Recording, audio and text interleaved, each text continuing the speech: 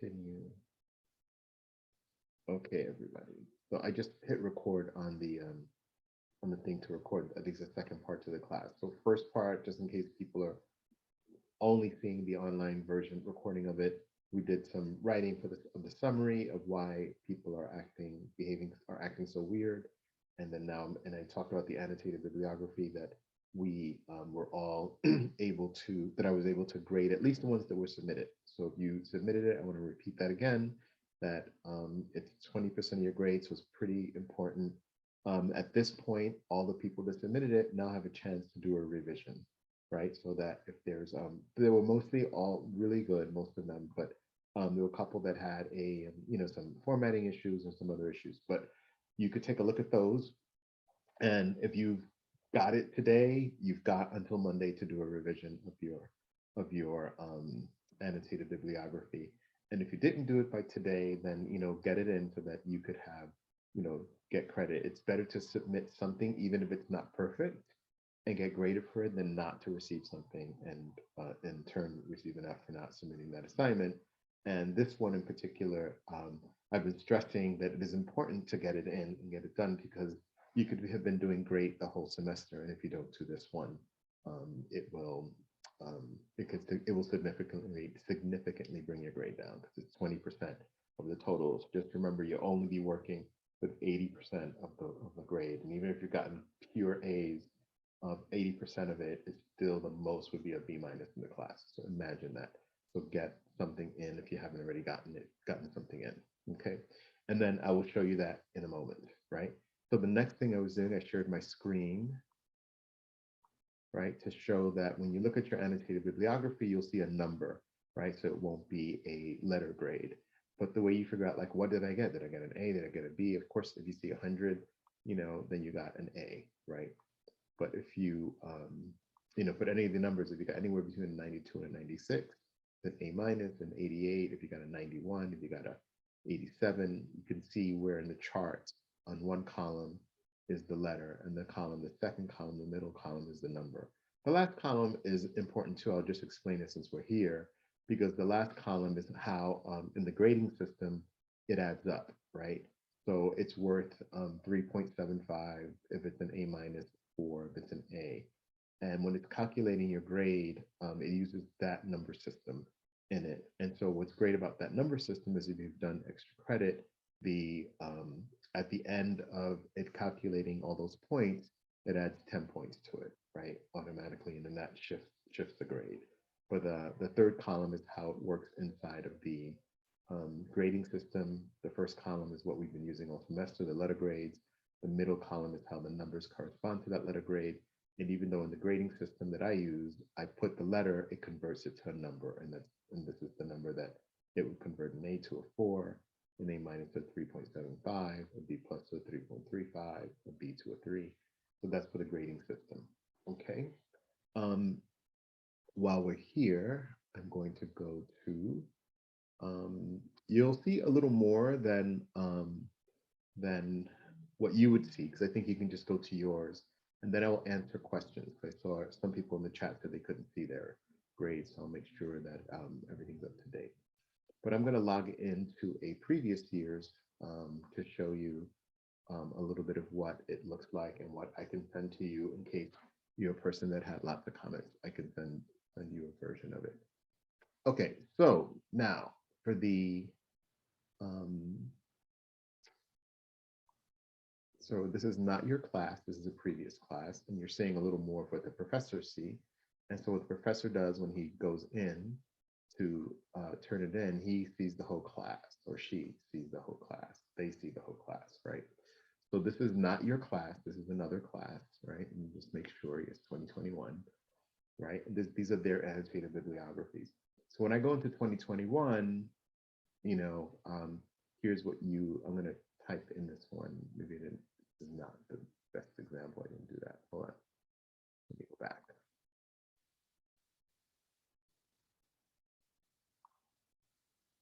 Oops, yeah.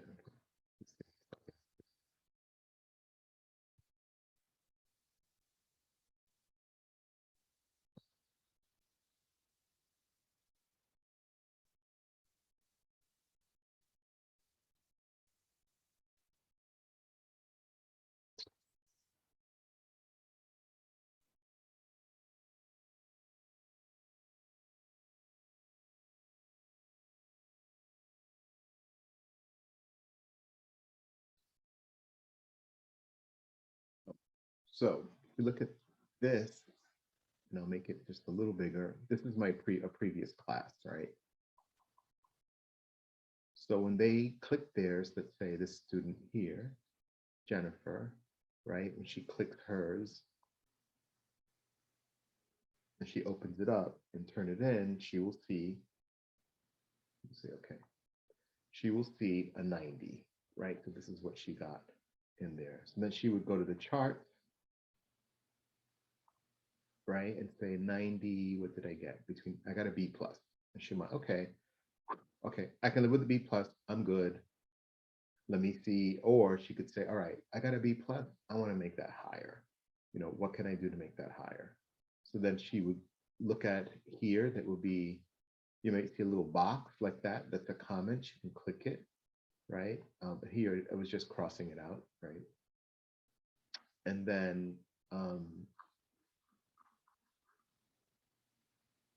so I tell her this citation should be in alphabetical order, the second page is an extra indentation, right? So I give her, talking about these things, I give you some direction, right? Because if you look at her paper, I'll say they're not in alphabetical order, right? So I mean, these we talked about this entry to that entry to the next entry should be in alphabetical order, right? That the indentation, this one doesn't have one, but this should be indented there, right? And then this whole thing should be indented correctly, but there's an extra indentation on the annotation, right? This one should be flush that, these should be indented here.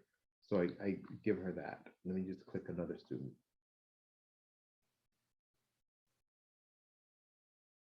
Okay, Salem witch trial. So she also got a 90. Here's a block, right? This first section needs to line up with the first tab. This is true throughout the document. This is another one, right? So that this doesn't align, right? The alignment is often here. I probably say something like that here. Yep, this aligns with the first tab indentation. This is throughout right? So here's another one. These need to do the first tab indentation, and this has to be further in, right? I write here, sometimes I write in here, no spaces between entries, right? Or sometimes what I'll do is I'll give you all of that, and that I did hers throughout her thing. So sometimes I'll just do a summary at the end and say, the annotations were strong, but here are the issues. They're not in alphabetical order, they're not this, they're not that, they're not. So when you look at yours, let me hit someone else. This was 97, right? So she probably has less going on with her. Yeah. All right. He's 99, she's at 100, right? Let's see. This one.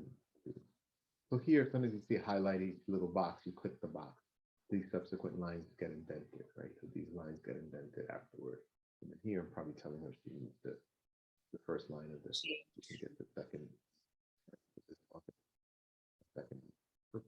They have some information there. With yours, I did this at the end, right? I give notes at the end. There are only 4 and not 5 sources in that class. The works need to be in alphabetical order. Let's see if I can make that bigger. Right, and only 2 are print-based. These are their instructions, right? Some of them had to be print-based. They have different instructions. This one had to deal with a different topic, right? I think one was the Salem witch trials. This one is rheumatoid arthritis and other types of arthritis. So I think they had to pick an illness that they needed to explore and research. And so I gave her instructions at the end and some instructions throughout. So when you're looking at yours for your class, you will see that. Okay, so now I'm going to pause. I'm going to stop sharing and I'm going to take questions. Because I saw Stephanie said that she couldn't see it. Let me check the chat.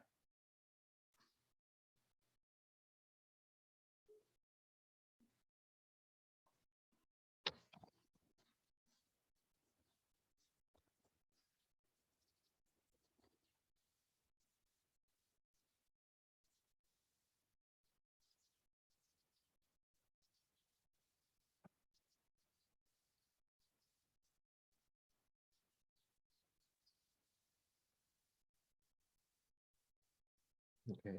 Stephanie was asking about attendance, so I'm just telling Stephanie that she doesn't need to worry about um, attendance. Attendance is an issue, particularly let me tell you attendance. So your professors can't, there's two things your professors can do regarding attendance. Technically, they can't give a percentage um, in your grade for attendance. You can't grade people based on attendance. What attendance can do, or a professor can do around attendance, if the student misses like so much class, like so much class time, the professor can do a designation called a WU, which is a withdrawal on something. I can get the words for it. But basically it just means that um, that the student was there but was hardly there, right? They were so absent, right? And that's different from students who have like health issues and they contact the professor and they make up the work and they do the work in class. And that's different than students that come 2, 3, 5, 6, 7 times a semester and are trying to get work done and don't do the work. Because part of it is that, it's not like otherwise it would just be a correspondence class, right? It would just be like, here's a file, and there are classes that exist like that, asynchronous classes. Here's all the information. It's all there. You're going to work on your own. Your professor will grade it. It'll be back and forth, and that's one kind of class, right? But that's not what this class is. Particularly in-person classes. In-person and synchronous online classes. They're created and designed for your attendance. And the idea is that the work that you do in the class builds on the next thing and continues building, and that you're learning as you go. So if you're not in the learning environment, the professor can make a distinction and say, well, this student really hasn't attended enough class, nor had enough assignments, nor communicated, nor this, nor that. So they're going to get this WU, right? I think I've only given out one in all the 8 or 9 years I've been at Hostos, but because you can't just give it and say like, here it is. You have to give it and explain why. So, okay. So I'm going to pause and check the chat again.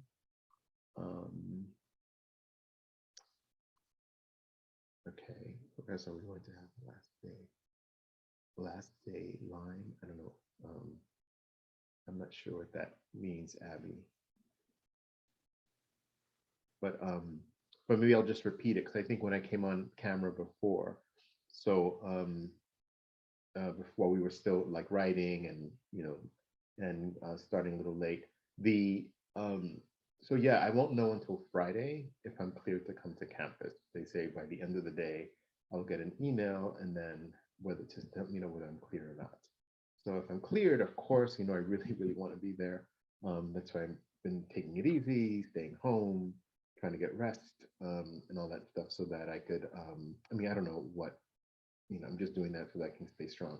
But and I still feel great, so I'll let you know that. So physically, I feel able, but really it's not up to me. It's up to the college and their protocol. So tomorrow morning at 8:30, I have to be on campus. Just go right to the building. They told me let them know why I'm there. They will let me in only for that reason. I have to go in, get a test, and then get out. And then on, by the end of the day on Friday, they'll let me know if I'm cleared. So when I know on Friday, I will let you all know whether we will meet in class or meet, unfortunately, online for the last class. But I'm really, whatever. If you pray. If you send me good energy, then whatever, that I get cleared and I'm able to come back on Monday and see you all in person. So so that, I don't know if that's what you're referring to, Abby, but I'm just gonna say that. Okay. And if it's something else, certainly ask me. No, she's all right, great. So, Abby, can you ask the question one more time? Stephanie, I don't know if you've had a chance to look for your Hello? bibliography since you said you couldn't see it. I don't know if everybody Yes, else was able to look at them. But I realized I was will talking in also my say I was that, talking in my Julia has also very, very generously offered to work with you and to set up a meeting. And between now, that's certainly something that you can do between now and Monday. If any of you got feedback on your annotated bibliography and it's not clear, you can certainly reach out to me and we can set up a meeting. But if you want to reach out with Julia, Julia has always offered herself to look at it with you and to go over any of the changes or any of the corrections that you need to do in order to would make the grade higher. So I know you probably have a lot of other things to do in your classes as the semester comes in for a landing, but I really, again, without sounding like, and you may not even know the reference, there used to be this phrase, a broken record before they used to play music on a disc, they used to put an arm on it with a needle, and that's how the sound came out. And if it was scratched, it would skip and repeat, repeat, repeat, repeat. That's the phrase of a broken record. So I don't want to sound like a broken record, but okay. Stephanie saw it. Great. Oh, okay. Line equals hang out in Trinidad. All right. Yes. If we don't, even if we don't, I think we wanted to do something like that anyway. We could. I'd be happy to do something. I told them, you know, after I'm cleared, even after semester, you know, that week or you know before the end of May, if folks wanted to meet up. I sent my private. To do that. So I just want to say that too. So that we have more than, you know, the end of class, yes, but we can lime Abby. Or what is it? Who said it? Stephanie told me, like she clued me in the chat what lime means. Okay, great. Thanks, Abby. All right, so let me just take a look in Blackboard for a second to see if any of you valiantly, and I think that says that she did, put her summary in there. Professor, it's not letting me upload it. It keeps giving me like an error message. I don't know why. Made it bigger so you can all see. And home. And then I will share with you. So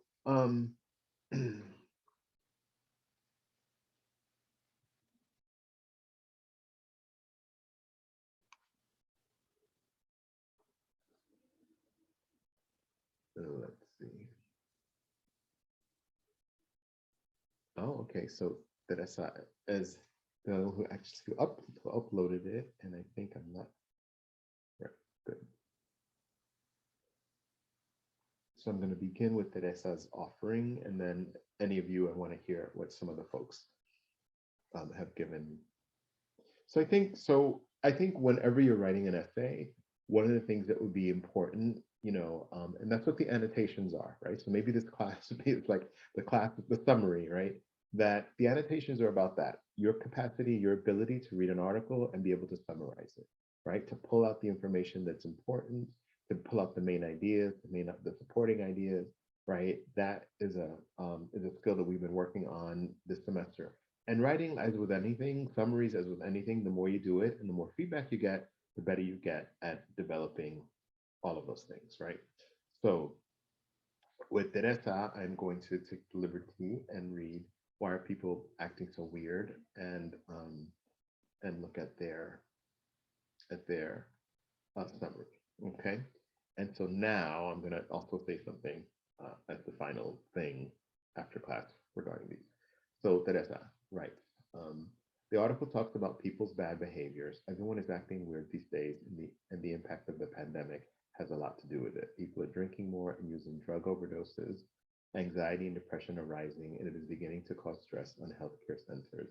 Violence is also starting to emerge, causing crime rates to increase, family bonds to weaken, and threats to healthcare workers. The answer to all of this is that Americans are stressed and have become too isolated from the pandemic. This is especially harmful to people who already have existing mental conditions. Human interaction and the ability to move forward from the pandemic may help Americans grow from these weird and chaotic behaviors. Okay, so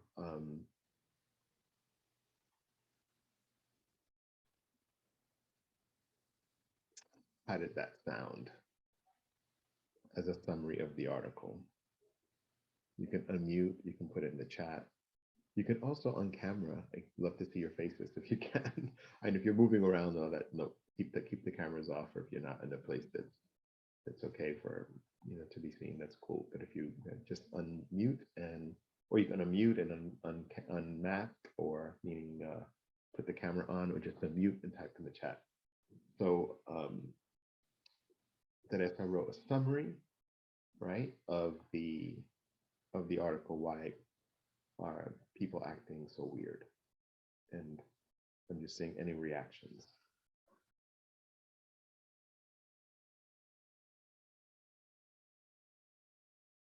Did you think it was good summary?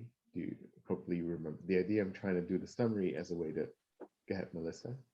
Okay. Oh, I was gonna say, I think it was a really good summary, and So you're we speaking had for- very different thinking because I also think that it has a lot to do with depression and everything that's going on currently.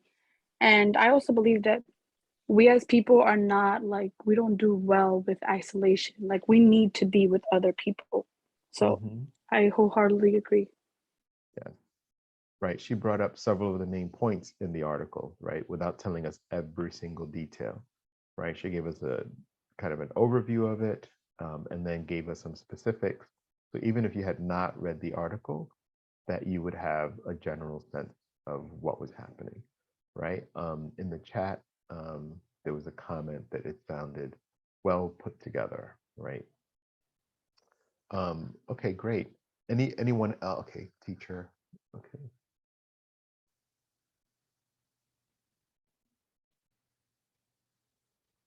Yeah, that's fine. I see Ashley's talking about about masking and unmasking. That's why, yeah, for certain, I understand that. That's why I said if you feel comfortable, if you can, if you're able, it'd be great. If not, but it would be great to participate either with your voice or in the chat, so that way I know that I'm not making a movie just we're going to play later on for people. So all right, yeah, for sure. Certainly feel, if you don't want to, but definitely, if you can share your voice, that'd be great, either verbally or in the chat. So Melissa, thanks for that. Absolutely, because I think if we go to the article, we could look at it and see it. So going to the article, I'm going to put it up on screen again and share it with everybody so we can take a look. But did anybody else want to share? They can read it out. You don't have to write it. You can read it out. Read out your summary. If you guys don't want to read it out or type it out in a normal chat, when you go in the chat, you can change it and send it just to the professor, and he'll, I don't know if you can send it to me, but if you can send it to him, he'll read it and Yeah, he'll read it out. You should be able to send it to Julie. You can send a private message, I think, to anyone. So I didn't disable that entry. But that's another thing. If you don't want to, the important thing is that you, in some way, shape, or form, draft one, right? And so the last thing I was going to say, I thought there was not going to be any more extra credit. If you do it, this is another opportunity for your extra credit. You can do one and add in there. But remember, I think Abby's maybe maxed out on her extra credit. Remember, you only get 2.5 for each one that you do. She doesn't need any more extra credit. That's not fair, Professor. Good thing I didn't do that when I'm now contemplating if to do Bell. Don't So I do can't any do more no- extra credit. Oh my God, that's not fair. My professor had to tell me that last semester, so now I'm handing it off to you. No more extra Okay, credit. honey, I'm maxed out anyway. I don't have any more. Yes, yes, you've maxed out. You've maxed out, sister. Anyway, that's great. So yeah, so if any of you are looking, I encourage you to do it. You can do it as an extra credit thing. Remember, everything has to be, any extra credit has to be done by Monday. So if you do it, I think great. But we can work with, if Teresa so generously gave hers, we can work with Teresa's. Okay. So I have a question. I have a question. Well, I'm having a problem uploading my assignments, and I don't know how because they're not posting on the Blackboard. So can I just? I'm sorry. You're using your computer, right? Yeah. If it could be the browser, what browser are you using? Chrome. So maybe try Mozilla. I know Chrome usually doesn't give an issue, but sometimes I know from my Chromebook, there's certain things that you can't do when it comes to school websites. So try maybe downloading Mozilla and or Firefox or something, and try uploading it there. If not, there's possibly an email option. But. Yes, thanks, Julia. So Melissa, what we could do is because even the paper, I have it, but I can't upload it. What we'll do is And I on have our like break. 4 other assignments that I can't upload. Is it a Okay. PDF? Is it in the right format? No, I'm it's sorry. I'm doing Google Docs and I'm doing Microsoft Word. So you need Okay. to convert it to a PDF. That might be the major issue. So both Julia and Melissa, what we'll do is on a break, we can either put you in a private room with Julia if Julia's able, or you can work with me, and we can maybe Okay. just share a screen and see what's going on. Okay. Okay. All right. So, but before class is over, we will have we'll connect about it so that way you can upload your assignments. And then if not, I don't know if you heard Julia said an option might be just emailing it to me, so you can email them to me and I could get them up Okay. there. Okay. So we'll work it out. So I'm going to share the screen. All right. And just so folks could see it again, this is the article that we read on Monday together. And when we read the article, we went through it, and we remember the first part, we called it like an introduction. So she was introducing us to what the ideas and the issues were in it. And she gave us examples that folks can relate to, like the Chris Rock smacking Will Smith smacking Chris Rock at the Oscars. And she's basically, people wilding out at the airports. She gave us kind of a general view of people not behaving or behaving in the sense the word she's using is weird. Some people here said there was some violence involved, there was like misbehavior involved, there were other things, but essentially she started doing that. She gave us some statistics, right, to back up, ideas of murder rates, right, of misbehaving in schools, disruptive behavior in schools. And then she says, she moves to the section, she starts breaking it down, which is what one of your classmates, the phrase they use, and saying, giving a rationale, right, a reason why are people acting so weird, right? The title, right? Why people are acting so weird. She said, let me break it down. And so stress, I'm going through the titles and that, right? She talked about stress, being stressed out. And she gave us examples of what stress means and what the effect of it. She said people are drinking more, and she talked about substance abuse, right? And alcohol use. And then she connected that to crime and gun sales. And then the next thing, she went to social beings, the idea of isolation. And I think Melissa was talking about that as well. The idea of isolation, how that has an impact on us, on people, on our social behavior, being alone or being disconnected from society and then having to come back into society, almost have to learn. That you talked about mental illness as another example of things that could cause some of the behavior that's happening, right? She said, but she also said that that the violence and mental illness, she made a separation, that mental illness may be one of the reasons why people are acting so weird because they have mental illnesses and the impact of the pandemic. But then she said that not to stigmatize all people with mental illness as having an issue.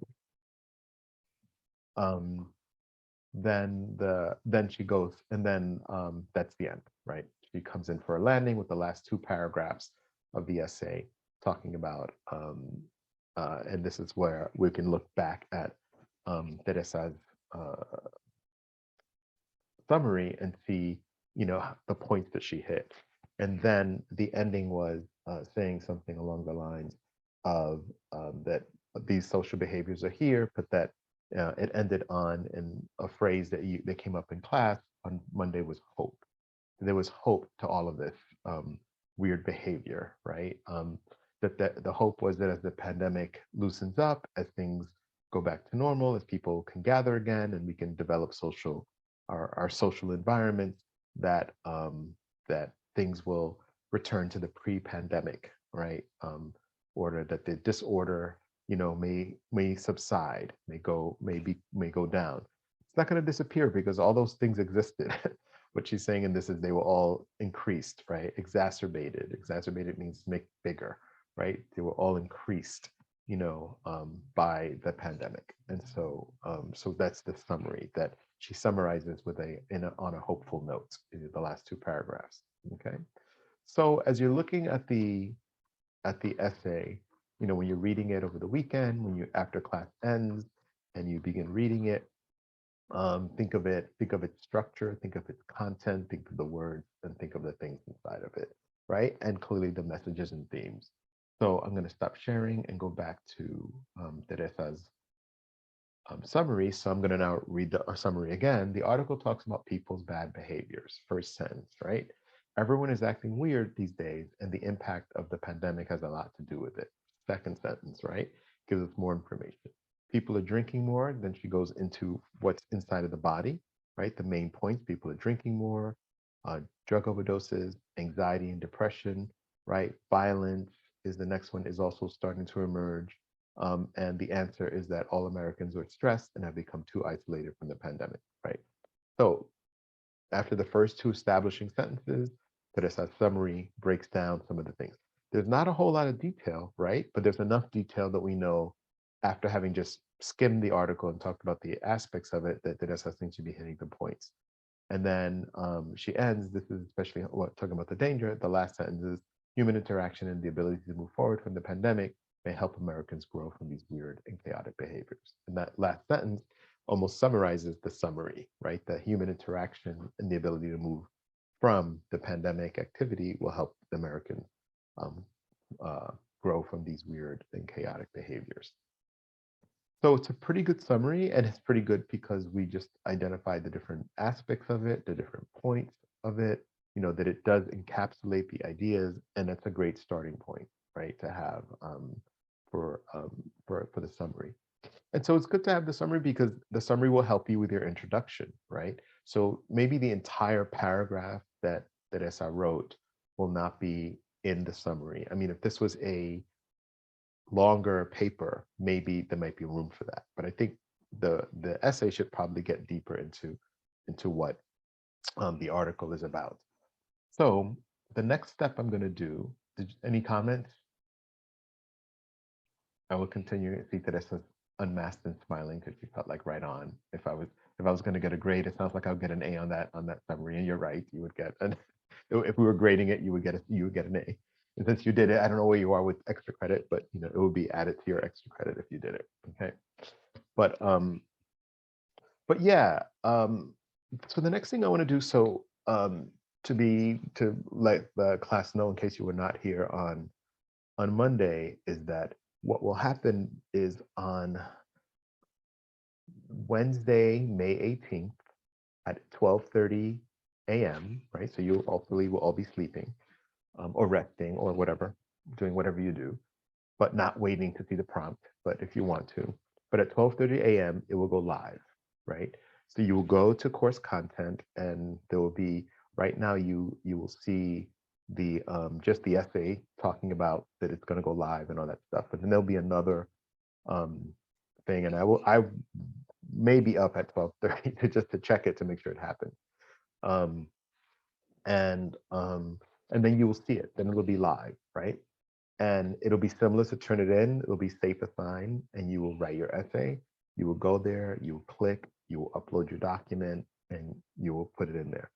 I really suggest that you definitely try to get it done beforehand. And I'm going to say this also because I'm going to work with Melissa Mayers today, you know, myself or Julia, to see how they get it up there. But if for some reason, like, I don't know, something's up with your computer, you don't want to be like at 11 o'clock at night on Tuesday, May 24th, trying to get it in.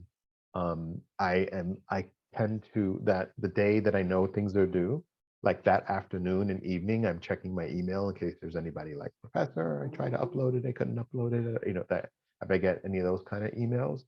So usually the day of Tuesday, the 24th, I'm extra attentive, like between 3 and 9 o'clock, looking at my email to see if there's any emergency email requests happening. But usually after 9, I'm not looking. So I'm gonna say that as well, that really, if you're gonna be one of the last minute sliding in on the home, thing, that after 9 p.m. you may be on your own.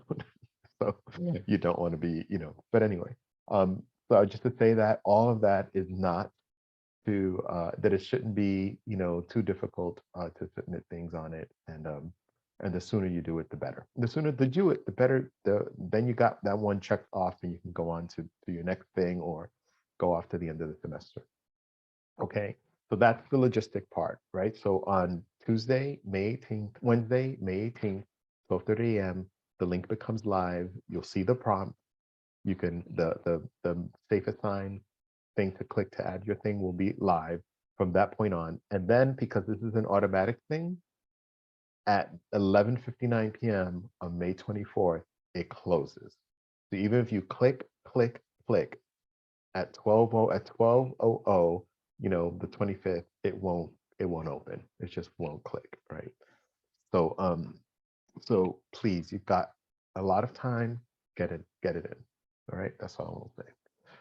So now I'm going to go into showing you, we're going to do like I said, a mock prompt. So I made up a prompt. And so we're going to look at it. We're going to talk about what the prompt is. And we're going to talk about the prompt and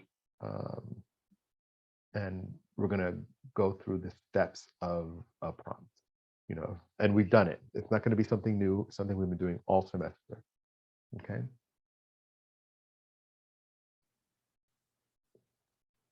I'm just waiting for it to open up on my screen before I share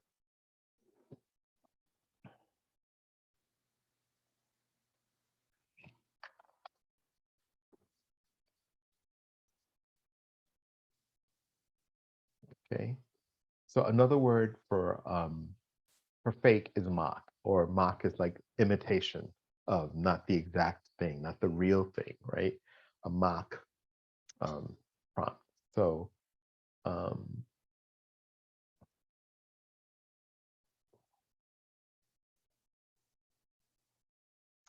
all right, I'm going to share a screen. Okay. So what you're seeing is similar to what is similar to the way the prompt will look. It'll look something like this, right? It'll say English department, hostels, and then it'll say English 110 final exam. And I say that because 110 and 100 take the same exam, right? So all of you who are in this class, and there are people right now in 110, are all getting the same credit so that you can move forward and take 111 next semester, right? So it says English 110 final exam, mock, right? This one says mock because it's not the actual prompt. The first thing you're going to encounter are the writing directions, right? So it's going to say, write your response in an essay with an introduction, body paragraphs that develop your thesis, right? And conclusion, right? So we know this. Whoops, 1 second, right? So we know this. It has an intro, right? Body, right? And conclusion, right? The body paragraphs, as we have been doing all semester, develop the thesis statement. But the thesis statement lives inside of the introduction, right? The thesis will be in here. So today we're going to work on writing the introduction to this prompt, right? We're going to work on that together. So those are the instructions. First sentence, second sentence. So this first one you got, right? We got that. We were writing essays this whole semester, right? That's what the final exam is. You've been doing this all semester. Let's see what you've learned, right? So you've got that. Then second sentence, make use of both paraphrase and direct quotes, giving attribution to the author, right? So you can do paraphrasing. That means the exact making a let me go backward. You can use direct quotes because all of you do that really well. You can take a quote and a section and you put the parentheses around it. Or you can also do paraphrase, right? So the way in which paraphrase works is that it may have the information that the quote has. So if you said something like, the author says that, you know, or in the article, it says that the crime rate rose 21%. So then maybe that's not an exact quote, you're paraphrasing it, but still the information comes from the article, right? You didn't make up that statistic. You're not an expert in crime, and you know that it's that you're not offering that. You got that statistic from the articles. That would be another case of you giving attribution. So when it's asking for attribution, if you're comfortable just using direct quotes, I would be okay with that. But this is saying using the word and, right? So they're asking you to do both, right?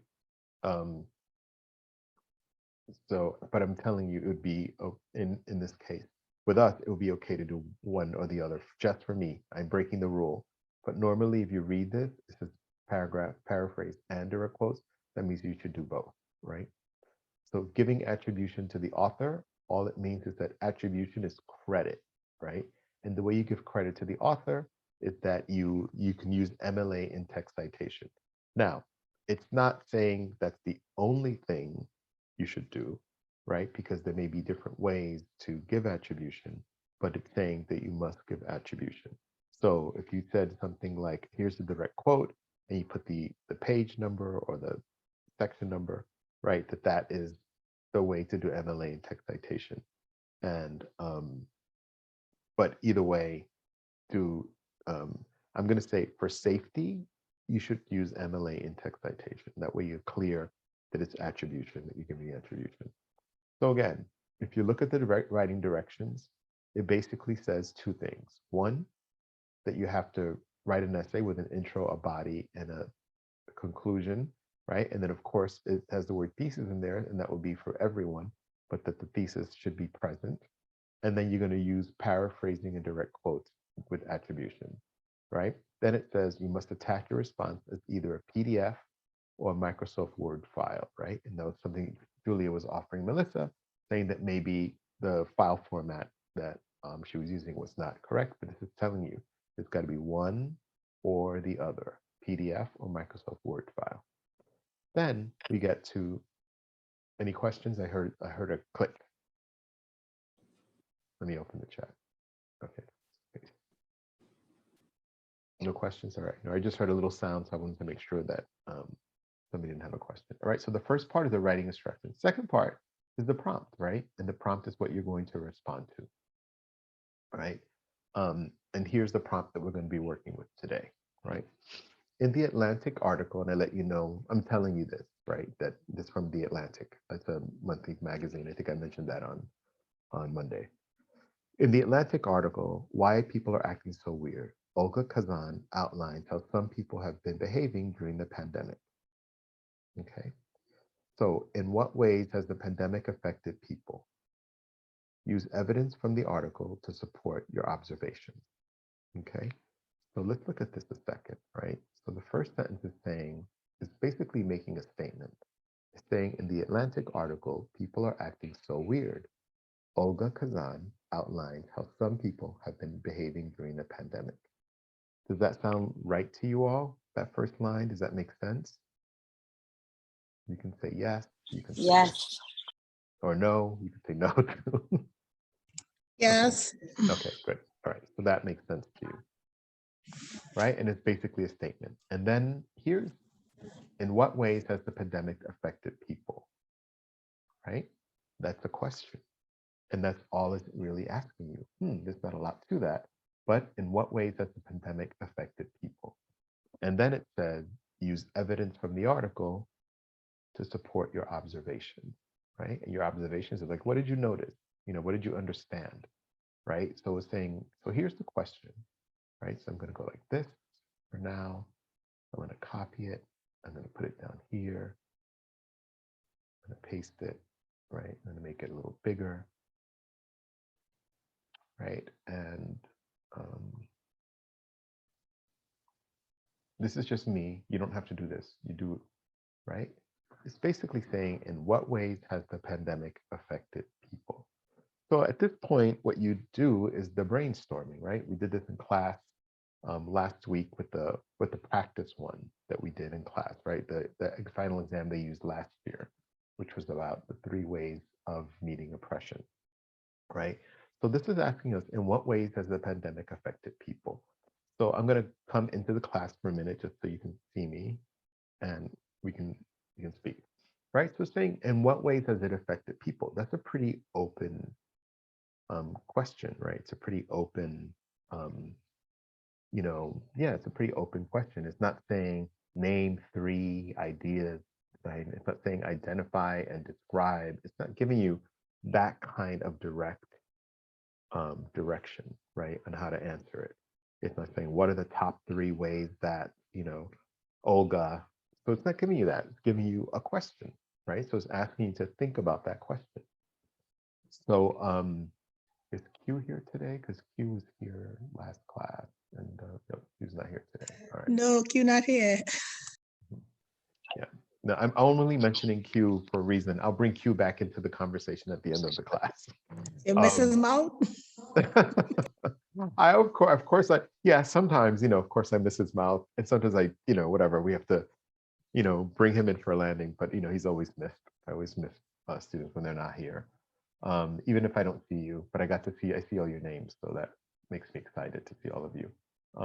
Again, I'll repeat, I'm glad we had the semester at the beginning, so you're not just names, but I could see Stanley's face and Stephanie's face and Abby's face and, Brando and everyone, so I could see you all.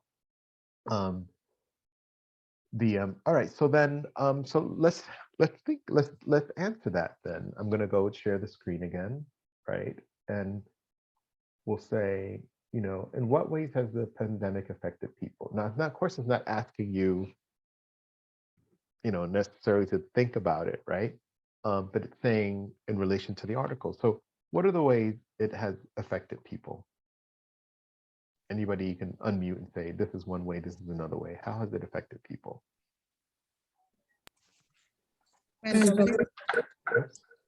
I think two of you spoke at the first time. So let's say Stephanie and then Abby. It affected.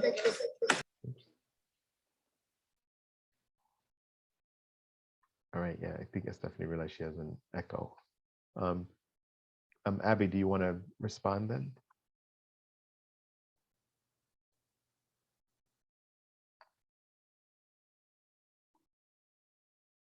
All right. So what was the question?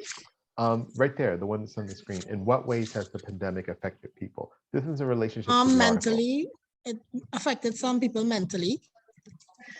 Okay, so it has had a mental impact on some people, right?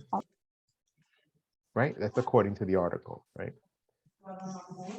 How else has it affected people?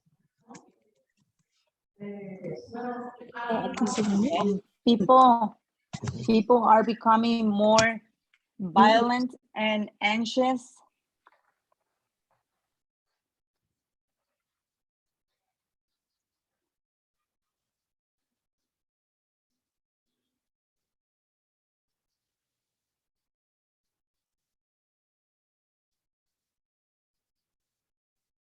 More violent behavior.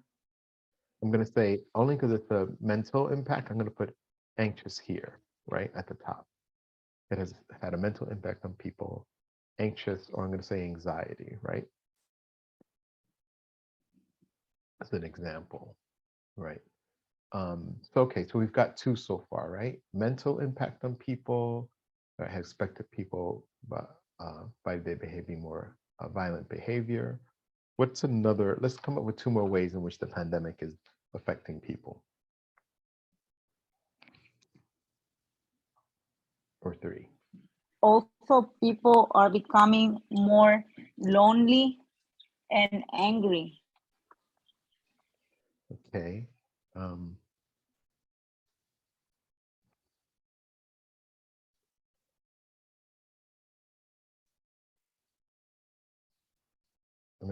I'm just going to put them down with that.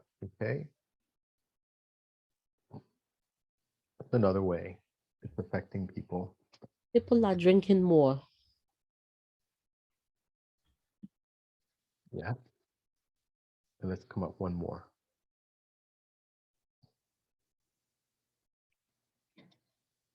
Drug abuse.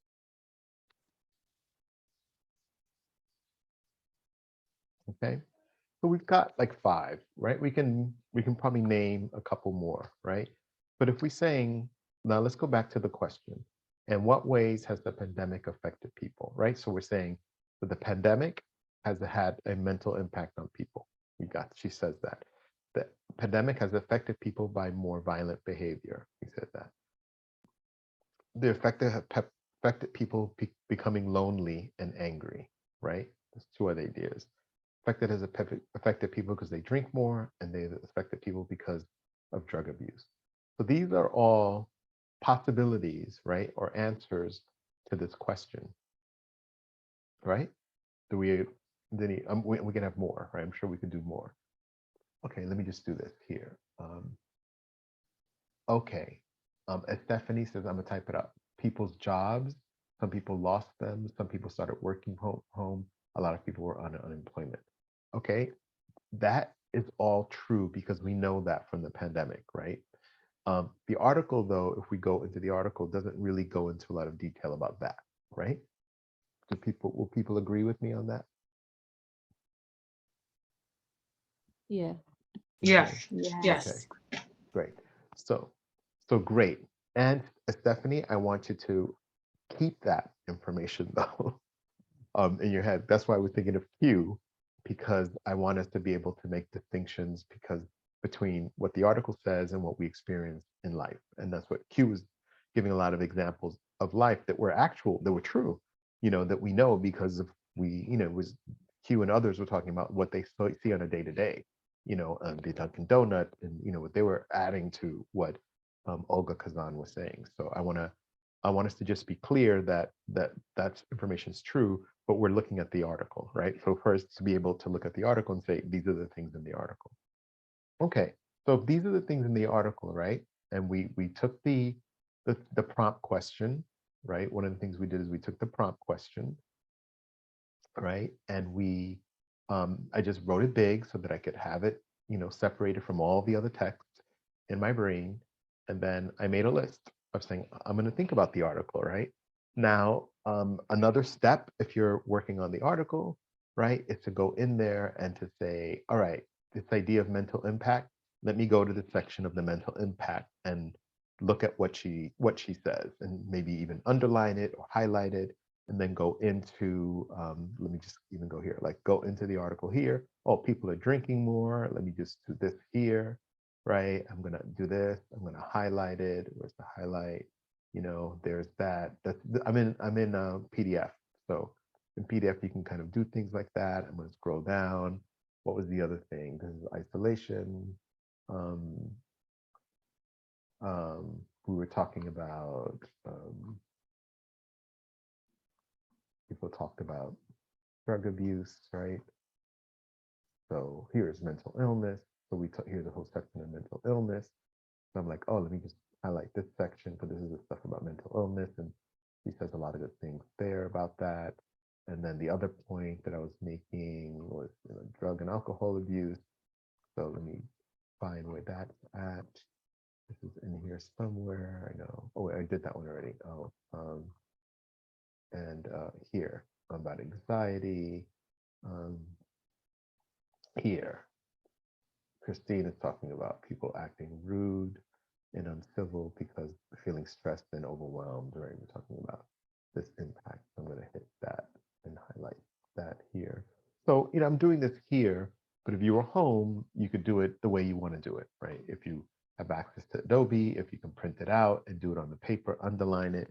So in a way, I'm kind of setting myself up to find the evidence inside of the work. So, and that would be one thing that if, I'm going to stop sharing for a moment, so that even if Stephanie wrote, oh yeah, on her list, the ideas of people losing their jobs and feeling the stress of unemployment, right? That's something that Olga left out. That's a big factor. I mean, the stress of unemployment had a whole ripple effect of people fearing eviction. Once your home is like, threatened, the safety of your home, right? That creates incredible anxiety, right? But the Olga didn't talk about that. She talked about other things, right? So one, reading the prompt, right, to make sure that it's clear, that you understand it, that even this vocabulary, you understand it. Then two, figure out like, what is it asking me to do? Oh, why are asking one question? And it wasn't so directive as some of the other prompts that we have used this semester, right? It just asked me a general question, but it wasn't just a vague open question. It was a question that related to the article, right? It asked me that question because this is what the article was about.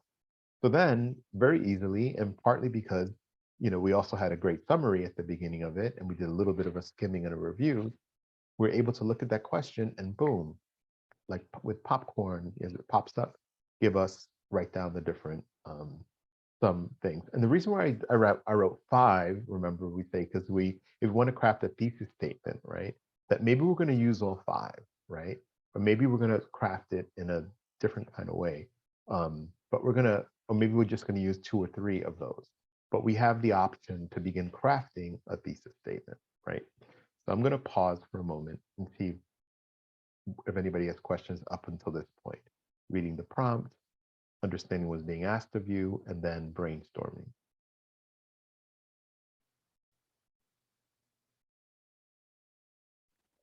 Everyone gets that? Hello? Okay, cool. I didn't hear the last part. Oh, the last part was brainstorming. That's what we've done together so far with this. I do have a question. Yes, Ashley. I know you explained it. I know you explained it before, teacher, but I just want to make sure. I just have doubts to define what the thing for the final essay will be about. Will be about the Martin Luther King speech, or the why some people acting weird essay. It will be on this essay. Last week we were just practicing. This week, this is the essay. So the essay for the final exam, when the prompt becomes live, it will be related to the essay that we're working on right now. Why are people acting so weird? Okay. Okay. Is everybody else clear with that? That the essay that we're working with today, this week, from Monday, today, and Wednesday, we're only focusing on the actual essay for the final exam. Yeah, this is your final essay. So read it, take notes on it, get sticky notes, circle what's important. Put it down. Remember to put it down, because you don't want to like overwork your brain. But then also you'll see this magical thing happen when you pick it back up. You're gonna remember certain things. You're gonna know where to look. So if you do want to use quotes, you'll know what page it's on at least, so you'll know where to find it. So this essay that we're reading now, this article, is your final article that you'll be writing about. Great, thank you, Julia. Mm-hmm. Okay. All right, so then we've done the beginning, right? We saw the prompt, it came up live, we read it, right? We decided now I'm going to work on it. We picked out the question is asking you to answer, and you've done your brainstorming, saying what are the ways in which this article is saying the pandemic has affected people? Okay, and you wrote down their behaviors, right? So one path that we've done in class is that, the information that you have in that brainstorming is, let me share my screen again. One second. Share screen.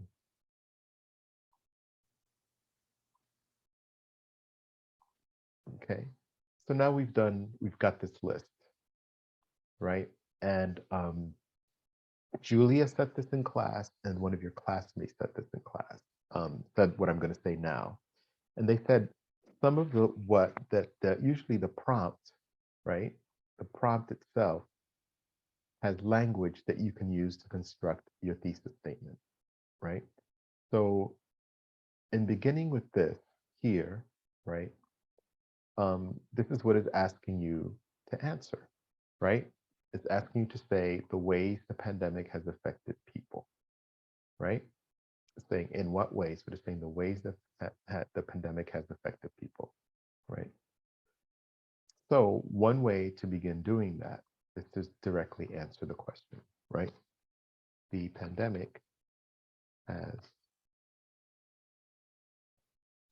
been affecting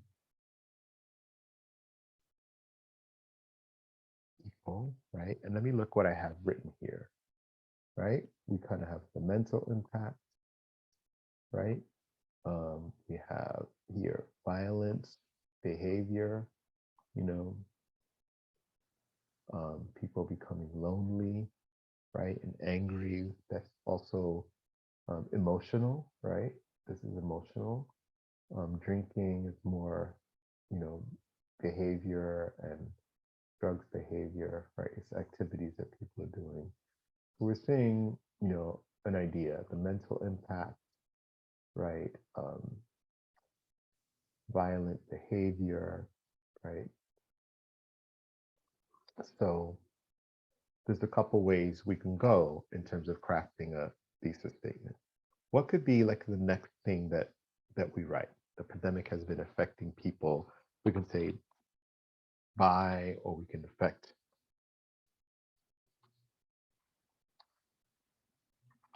Let me just keep it like that. People. By. Okay, so what do you think? The pandemic has been affecting people by, based on what you brainstormed, or what we brainstormed together.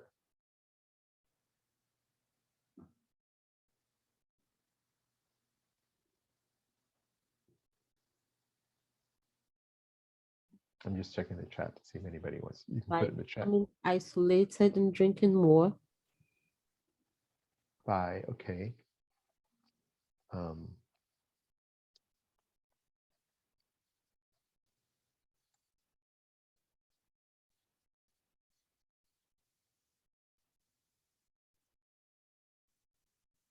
Okay.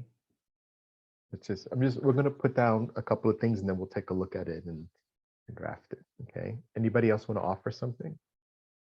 So far we have the pandemic has been affecting people by creating isolation that has led to drinking more. Also, by Uh-huh. changing their behaviors, and then we can start writing on 1, 2, 3, 4, and 5.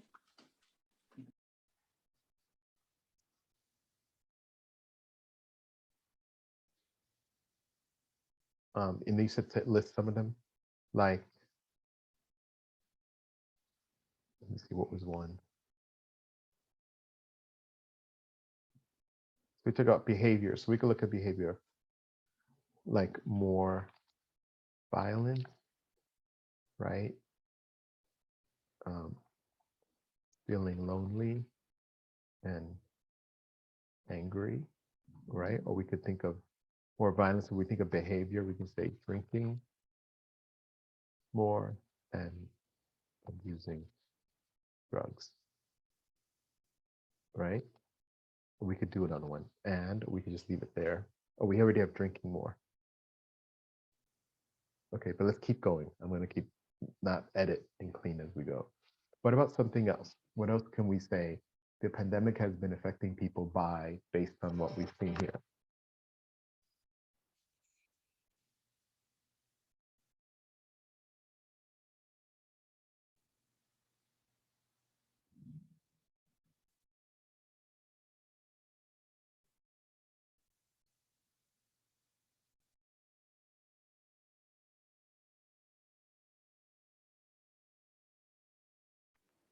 So is this the normal behavior?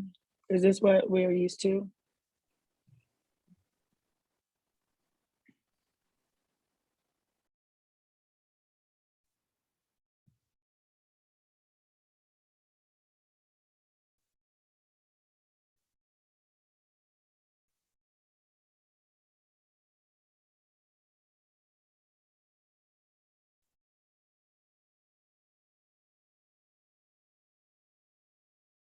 Okay. Julie was trying to lead us somewhere. Yeah, so I want you guys to think, like, is this their normal behavior? Is this what we're used to? What was the question is asking, it's how is it affecting people's behavior? So think about, if we know it's pertaining to the article, now we're thinking about, this is what we know, this is what we've read in the article, but now we're thinking also thesis statement, like the overall message. If we were to put this all together and say, okay, so what is this doing? Is this isn't normal?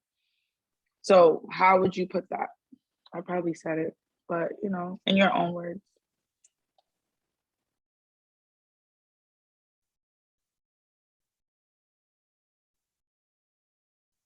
And you can drop it in the chat, remember, if you would.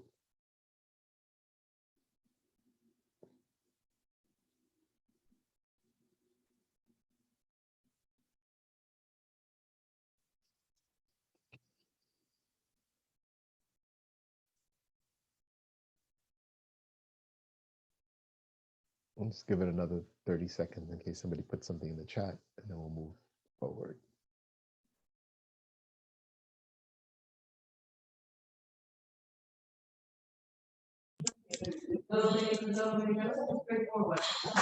We say on socially. Say it again. Say it again, Abby. That's now.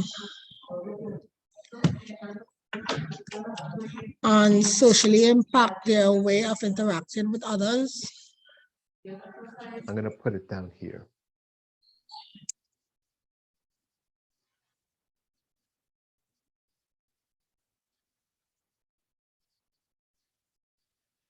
Okay, so I came up with at least 3 things. Now I'm gonna, and we just, like I said, I was gonna edit as we go, but that doesn't work that way sometimes. Sometimes you're home and you're trying to craft, like, how am I gonna almost summarize, right? Summarize the things I say, why people are acting weird, right? When I look at the question, how, in what ways has the pandemic affected people? I came up with these 5 ideas, and then I'm trying to figure out, how do I summarize them? How do I include them in a thesis statement? How do I put them in there, right? They may all work, they may not all work, but we're gonna at least try to get some. So if we look at what we said here, I'm gonna say it's affected by creating isolation and people are drinking more. That's 1, right? Those is by changing behaviors like more violence. I put drinking more and abusing drugs. We have drinking more twice, right? And socially impact the way they interact with others. And and here, this may become lonely and angry. That might have a connection to it. Or we may say, oh, there's another idea, right? The socially impact the way they interact with others, right? And that means, like here, they're saying rude behavior, right? So we could, as we're brainstorming and crafting, we may come up with another one, right? So if we want to come up with at least 3 or 4, right? So that we have something to write about, effectively in our essay, so we can start with the pandemic has been affecting people by, you can just keep it simple, by creating isolation, right? And then instead of drinking, maybe we could say that has led to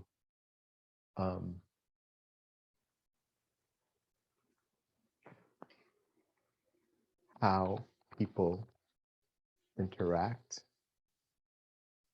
with each other,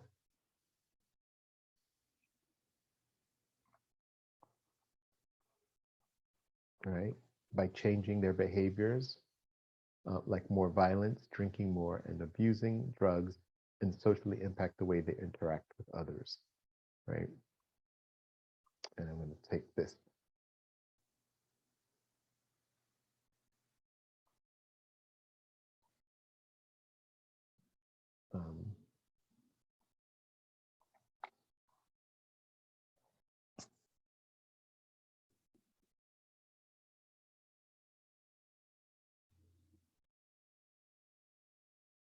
Okay, if we look at this isolation, it's talking about, I put here how people interact with each other. Choosing by changing their behaviors like more violence, drinking more, and abusing drugs, and socially impact the way they interact with others. If I'm gonna get a little this one sounds repetitive with the last one, right? But there's ways to kind of separate it out, right?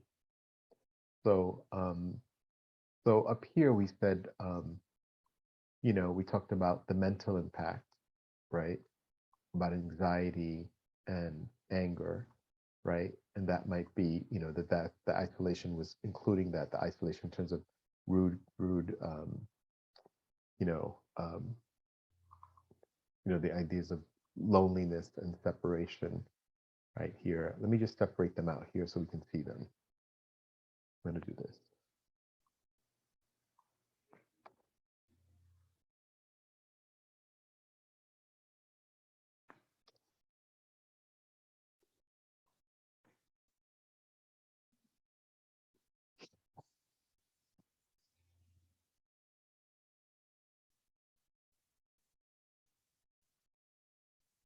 So if we could look at them, I'm going to highlight them different colors.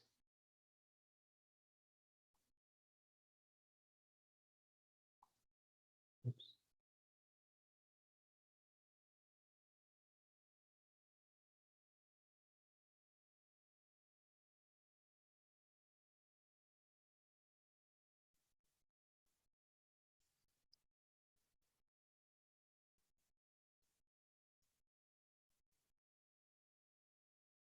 So see the ones that we're working with. So we're still working with the idea that a pandemic has been affecting people by creating isolation, right? That's one idea, right? Changing their behaviors. That's another way the pandemic has done, and socially impact the way we interact with others, right?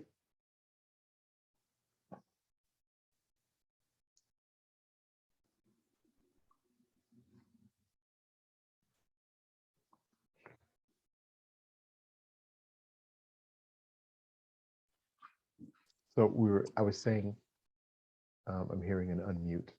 Does someone want to say something or ask a question? Teacher, I did my summary, and I would like you to I think I need some help with it. Like I need a little bit of instruction. I think like I'm okay, but I need something more. Okay. I mean, we're gonna take a break in about 5 minutes for a short break, just so we could cleanse our brains. Actually, why don't we do that now, right? It's 2:25. Let's take a 5-minute break. And then we'll continue working on crafting the thesis statement. And in the meantime, Melissa, if you want to now, I can go and work with you for a moment now, if you want to do that now, Melissa Myers, and see if we can resolve that, or if Julia, I don't know if Julia is in a place where Yeah, I'm here. you and Melissa can speak about that in the and Yeah. I'll put you in a room. Okay. Melissa, okay? Let me stop sharing for a minute.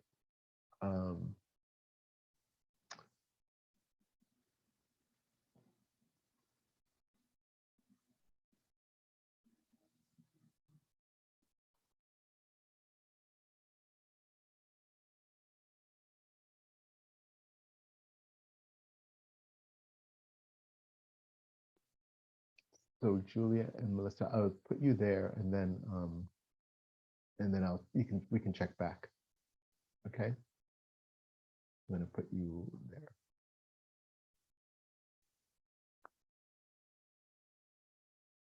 So Julia and Melissa, yeah. If you see it, just click and go in. They're gone. Okay, everybody else take a break, and then Ashley, before the end of class, I could take a look at your summary. Okay. Yeah. Yeah, the Zoom takes it automatically, Abby. So I don't have to do it. Zoom, when you all clock in, it signs you in. Okay, great. All right, so I'll see you in about 5 or 6 minutes.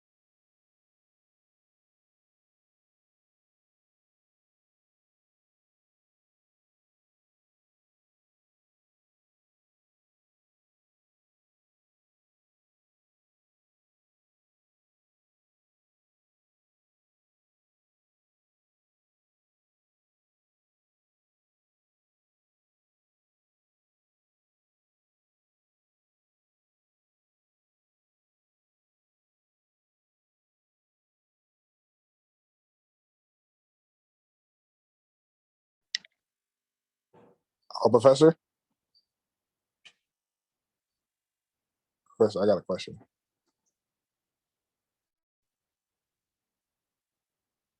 Hello?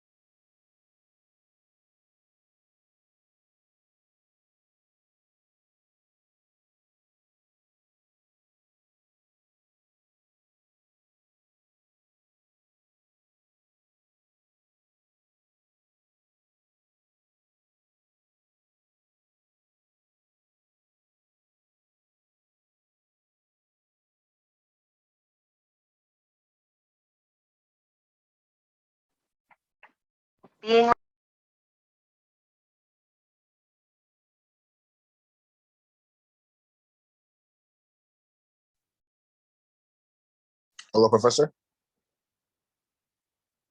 Okay, I'm back. Julie and Melissa, was that helpful or? Yes, it was very successful.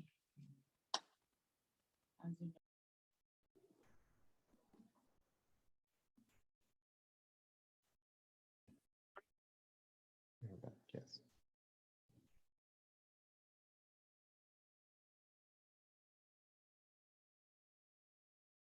So Julia and Melissa, were you able to work anything out? Yes, hello, can you hear me?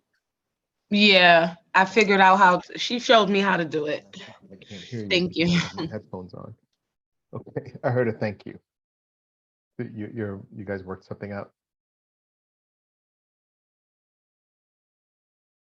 Yes, yes. Okay.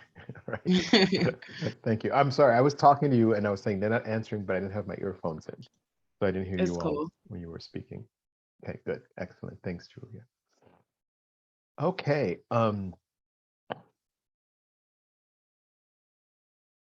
Okay, great. I'm just checking the chat.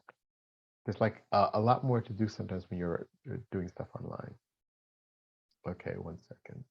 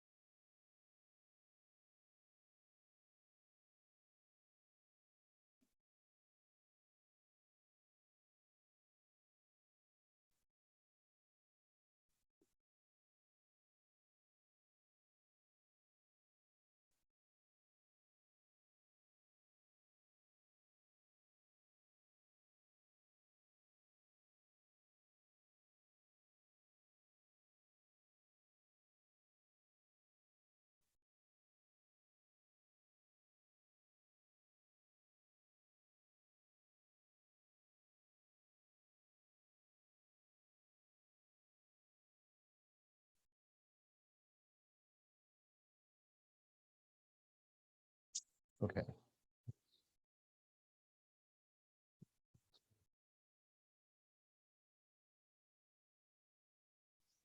All right. So we're back here. So let's look at we were talking about the ways they impact people. And here here's a mention one. There's a mental impact. We have here's behavior, violent behavior, right? His is emotional, right? It's another way to look at it. This is more behavior. And then we talk about the social impact they have with others, rude behavior, right? So that's another that socially impacts. It's related to behavior. So if we think of the way that pandemic have been affecting people, we can look from what we're talking about here, that it has had a mental impact, it has had an impact on behaviors, another way, and then emotional, right?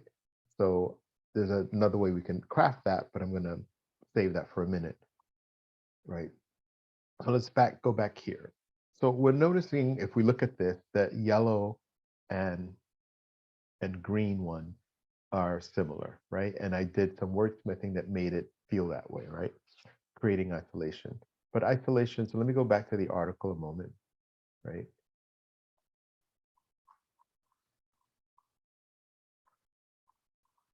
Right, if I go to the article, you know, I'm saying, okay, here, it's leading to isolation and that rage, frustration, right? That this is all these things of this sense of that's different, that's stress. Here, it's talking about the drinking. Here, social beings, isolation. Oh, here's the isolation. The pandemic loosened ties with people, right? Church isolation. We're likely to break isolation. We'll become untethered here, right? And become untethered, this section. We prioritize our own self over the others in public. So that might be a way to distinguish the isolation. So that's what they're talking about. So I'm going to go back to my thing, and I'm going to say creating isolation, right? That has let people, instead of interact with others,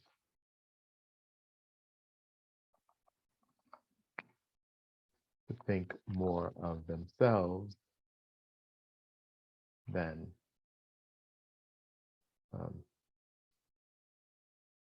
considering other people, right? There's a more concise way to say that, but I'm going to just put that for now. So in a way, I have 3 different ideas, right? So the pandemic has been affecting people by creating isolation. This has led to how people think more of themselves and considering other people, right? There's another way to be, I could say to be more self-centered, right? Or self-serving, right? I could change it to that, but I'm going to leave it then right now for that. By changing their behaviors, like more violence, drinking, abuse, drug abuse, and socially impact on the way others interact with others. And then I could say, for example, rude behavior, right? So once I look at it and there are 3 different ideas and 3 distinct ideas, I have the beginning, I have my thesis statement, right? I'm going to bring it all back together. I'm going to get rid of the highlight. And I have 3 ideas that I can talk about, right? Get rid of the highlights. Right, so now I have a thesis statement. The pandemic has been affecting people, right? Because the question is, in what ways has the pandemic affected people, right? So I say, hey, the pandemic has been affecting people by creating isolation. There's led to how people, to how people think more of themselves and considering other people by changing their behaviors, like more violence, drinking more, and abusing drugs, and socially impact the way they interact with others. For example, rude behavior, right? That's one way that we can craft a thesis statement that's going to answer this. So then we could look at that. So again, if I were to do those colors again, right, and I'm just going to do it with the first one, right? The first body paragraph would be based on that one. The second one would be based on the other one. And it could be 2 or 3 body paragraphs because it's changing the behaviors. I can spend a whole body paragraph talking about violence. I can spend more about drug abuse and alcohol abuse. It might be 2 body paragraphs in that. And then if they socially impact the way they interact with others, I could say, for example, rude behavior, but there's you know, frustration, there's all these other ways they were acting out with other people. So that could also be some more body paragraphs. So I'm just saying that just because we just have one, even this first one, how they are not being considerate of other people, we can give examples, the way they treat health workers, the way they treat, you know, other people, the way they treat the airline people, the way so there's all these ways in which they were not being considerate of other people and their feelings, the way they could yell at somebody wearing a mask because they can't see the emotions. So there's lots you would go through as your, I would say a next step, which we're not going to do today. I'm going to do one more example of a thesis statement, and then I want to move to doing the intro. Right. So I'm going to remove the highlight. That's one. Another way, when I was looking at this, right, I was going to the place that it was saying it was that has a mental impact, right? A behavioral, like the behavior. We mentioned that impact, right? And then here we're talking about emotions, right? Here it's like an emotional. I'm going to write the word emotional.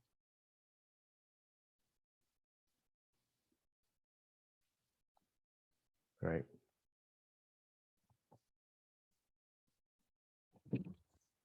And so that could be another way that I could craft a thesis statement. I could say, oh, I can take some big, broad ideas that the article talks about and group it that way. So I can start out the same way, right? The pandemic has been affecting people by, or affecting people.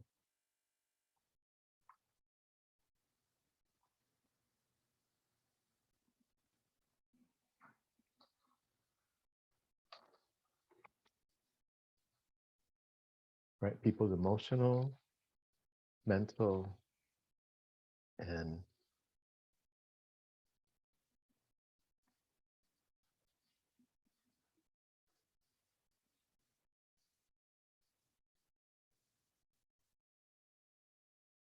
right. This is more concise and simpler. It doesn't mean that it's better than this one. It doesn't mean that it is the way you need to go with it. It's just showing you a different way that you can kind of give more examples. This is, of course, more, gives you more context, right? This is, right? This is simpler. I mean, you have harder work to do, but it also, it's, right? I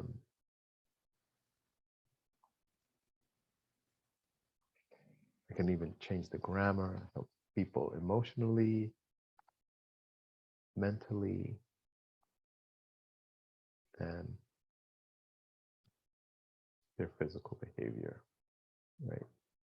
And then the same thing if you wanted to do your essay would be organized, the whole paragraph just talking about the many ways in which it has affected people emotionally, the many ways in which it has affected people mentally, and the many ways in which it affected their physical behavior. So this is just showing you another path, like another route in terms of crafting the thesis statement, right? So once you've read the prompts, right? Once you have done some brainstorming, identified what it is it's asking you to do, right? And then and did the brainstorming to respond to what it's asking you to do and to answer, and then crafted a thesis statement, then one of the things you could do next is the introduction, right? So the introduction, remember, intro paragraph for an essay, particularly with one article, has 4 main components. One is what?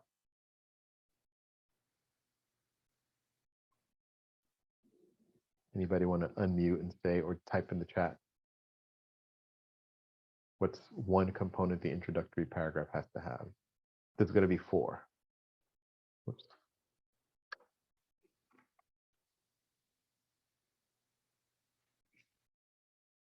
I know you know this. You did it with me in class the other day. A synopsis. Yes, synopsis. Thank you. What's another thing it has? The thesis statement. Thesis statement, yeah.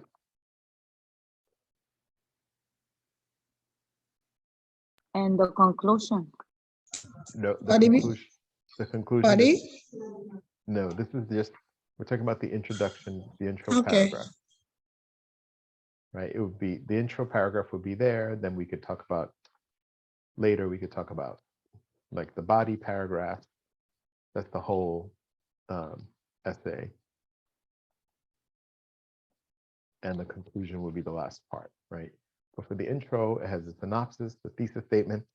It's the obvious ones are the title of the article, right? And the author.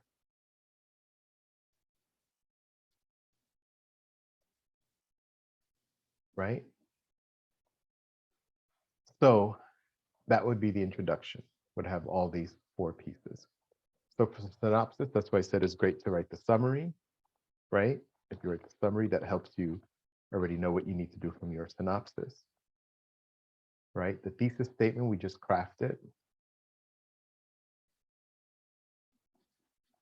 And then now we know the title and the author of the article. Those 2 are easy. Okay, so I'm going to take this.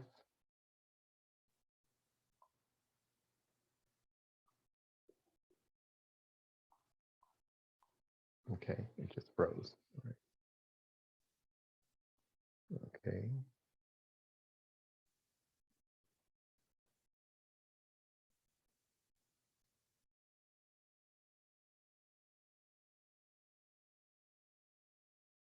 I'm gonna move it down here so it gets away from all the stuff I'm working on. And say, okay, I gotta write my intro. So, as you know, the intros could be written many different ways, right? But we're gonna start with maybe with the title.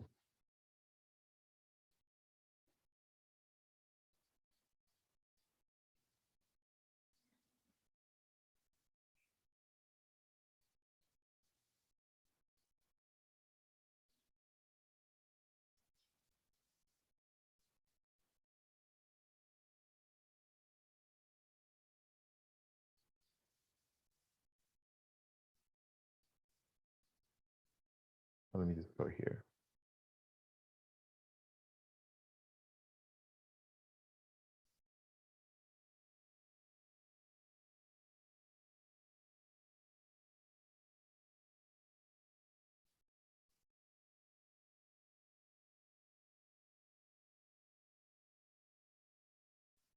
Right.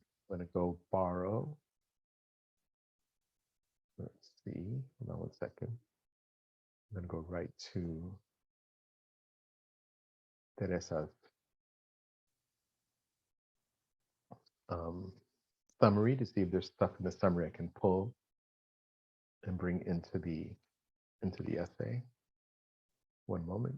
While it loads, I think my computer's starting to move slowly.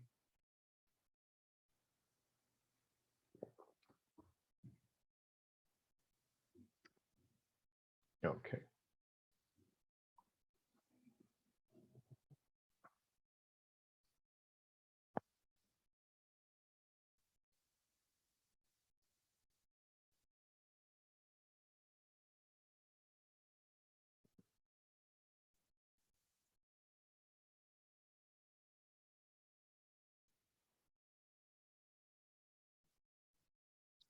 Okay, I'm going to use the first sections here, right? This article talks about people's bad behaviors. I'm going to just copy and paste it. Let me copy that, put it into my, bring it into my section here and see, let's see how that flows, right? I'm going to add it here, right? This article talks about people's bad behaviors. Everyone is acting weird these days, and the impact of the pandemic, right, has a lot to do with it. People are drinking more and using drinking more and using drugs. Anxiety and depression are rising, and it's beginning to cause stress on healthcare expenses. Violence is also starting to emerge, causing, crime rates increase, family bonds to weaken, and threats to healthcare workers. The answer to all this is that Americans are stressed and have become too isolated from the pandemic. Now I'm going to go to my thesis statement and see if I can take one of those oh wait, I'm sorry, it's above us, right? Let me take the longer one.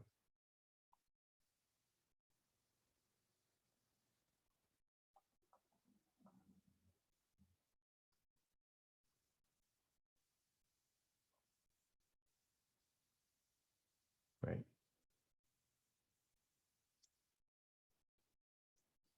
All right, I'm not going to make it work. So as we just spoke about the pandemic in the previous sentence.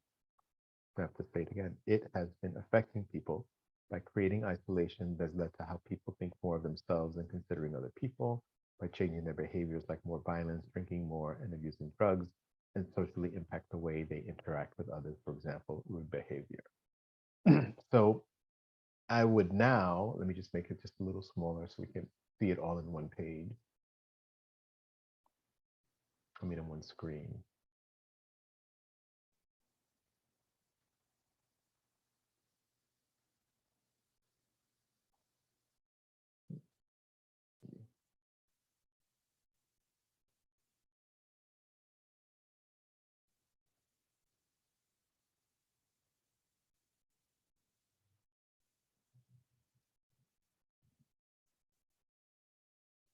Okay, I'm just trying to let us see it all on one screen. There we go.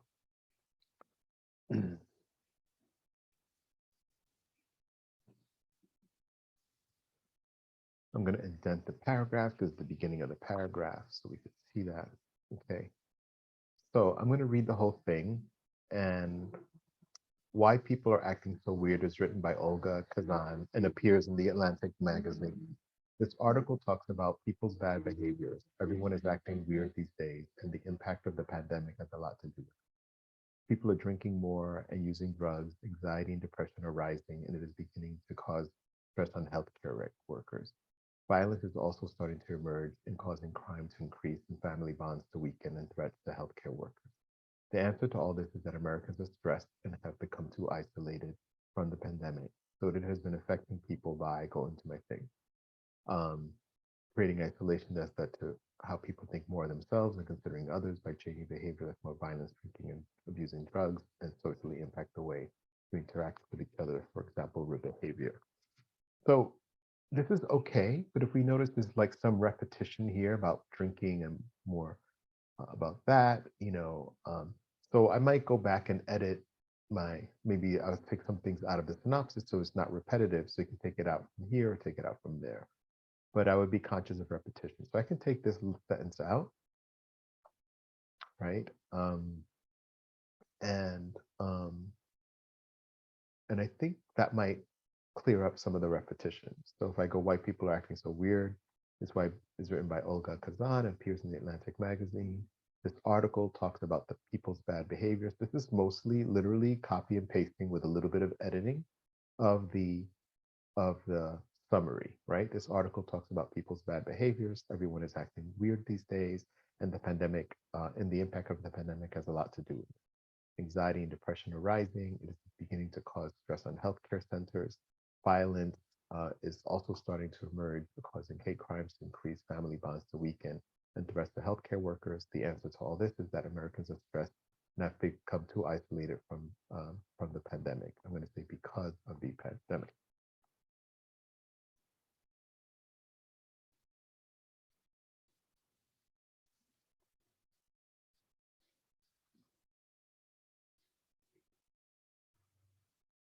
So it has been affecting people by creating isolation, right? But this just is isolated, right? Healthcare workers. So, I may say, maybe I don't need this here. But this is just giving me more details. And I feel like maybe there's enough in that one. So I'm going to take that because it also repeats isolation, right? And unless there's something in there I liked, like the answer to this is that Americans are stressed. Okay, maybe I'll say, all right, I kind of like that part. I'm going to leave that, right? I got rid of the repetition of isolation. So it has been affecting people by creating isolation. Now, there's less repetition.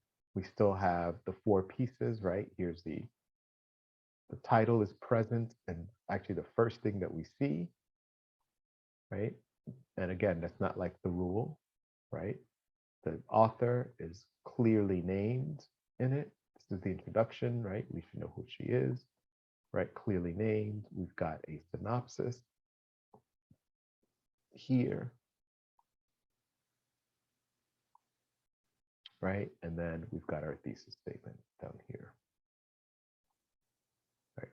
And these are at least the 4 pieces that are part of it, part of the introduction. I'm going to show one more, and then I'm going to pause and ask questions, see if there's any questions.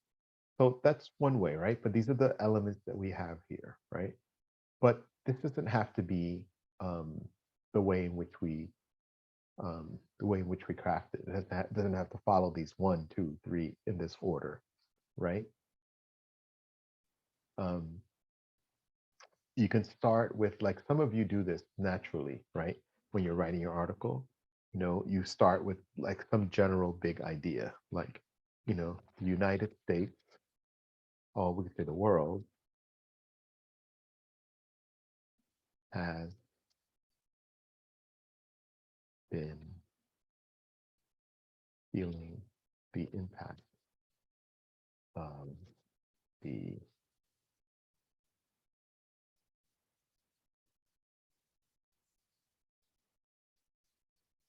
virus pandemic. Many of you do this. I've seen essays where you start with some big general statement, right? The world has been feeling the impact of the coronavirus pandemic, right? Sure.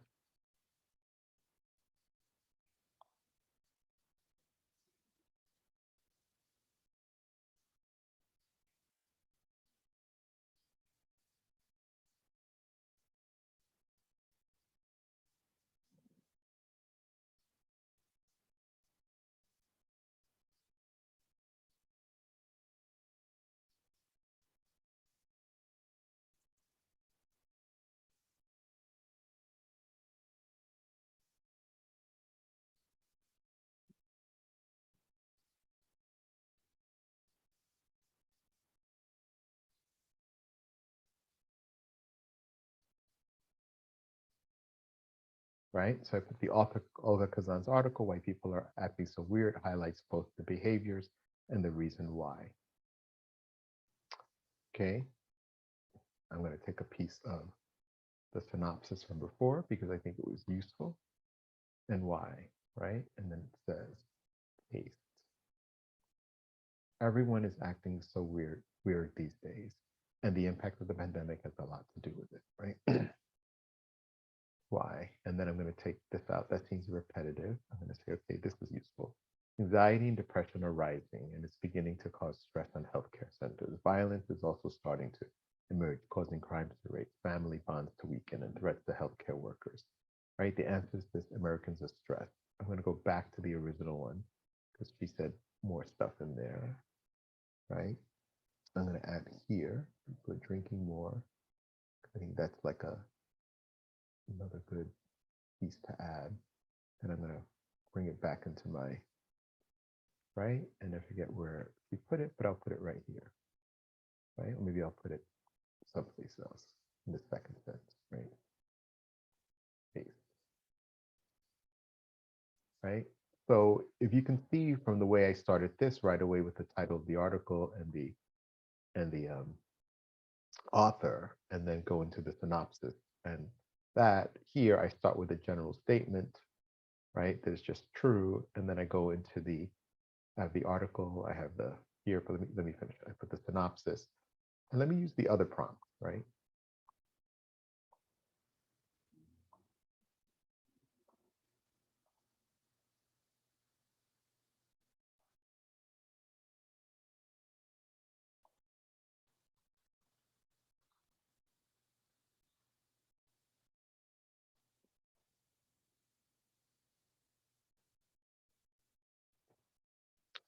Right. So let me read the whole thing. Let me separate it out so we could see it all on the same page. And I'm going to indent my paragraph in a minute. Right? So no, here's a separate paragraph. You indent it, I hit the tab key, and I'm indented. Okay. So I'm going to read it. The world has been feeling the impact of the coronavirus pandemic. The author, Olga Khazan's article, Why People Are Acting So Weird, highlights both the behaviors and the reasons why. Anxiety and depression are rising, and it is beginning to cause stress on healthcare workers. People are drinking more and using drug overdoses. Violence is also starting to emerge, causing crime rates to increase family bonds to weaken, and threats to healthcare workers. The answer to all this is that Americans are stressed. The pandemic has been affecting people emotionally, mentally, and their physical behavior. We could fix that a little bit. But so here's another one, right? And so I know by reading this that we're gonna have an emotional exploration of it, a mental exploration, and physical, but some of these ideas are in here, right? In the description of it, right? Let me move this down.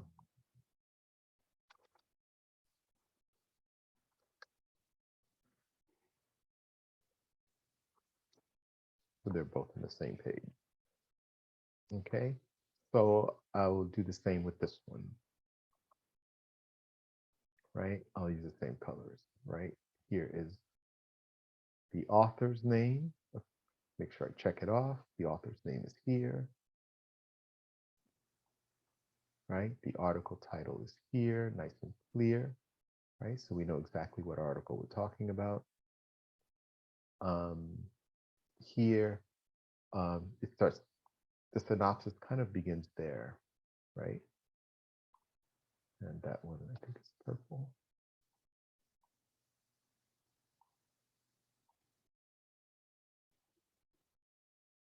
And then it's shorter synopsis, 3, and thesis.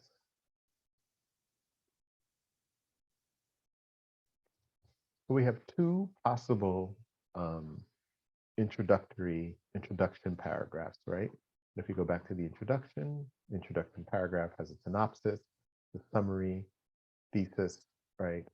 Title of the article, author of the article has these 4 pieces. You know, this intro completely has those, okay? So I'm gonna pause, I'm gonna come into the room, I'm gonna ask questions, and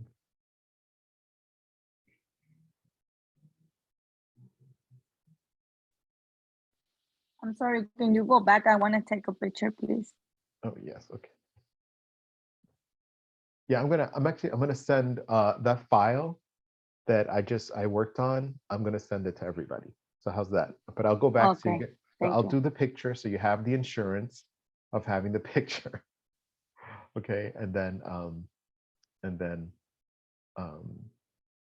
also send it an email because there's a practice I want to do with all of you. Okay, so here's that. 5, 4, 3. Okay, Okay, and here's the other one. thank you. Okay, so I'm gonna send this to you all. If you have questions, let me know. But I'm gonna send this this document to all of you, right? And what would be great, a good practice for you. I'm gonna stop share. It's not gonna be a surprise extra credit. I want to do the summary because I really want to encourage you to at least do the summary. Right, just give me a second. I'm saying stop sharing, but it's taking a minute to come bring you back. Okay.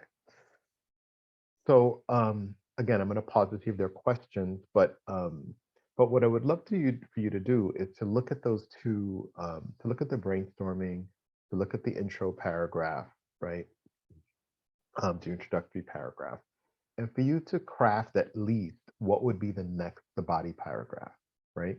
So if you look at one example of the prompt, it says emotionally, right? So one of them will be like looking at the emotional way, the way the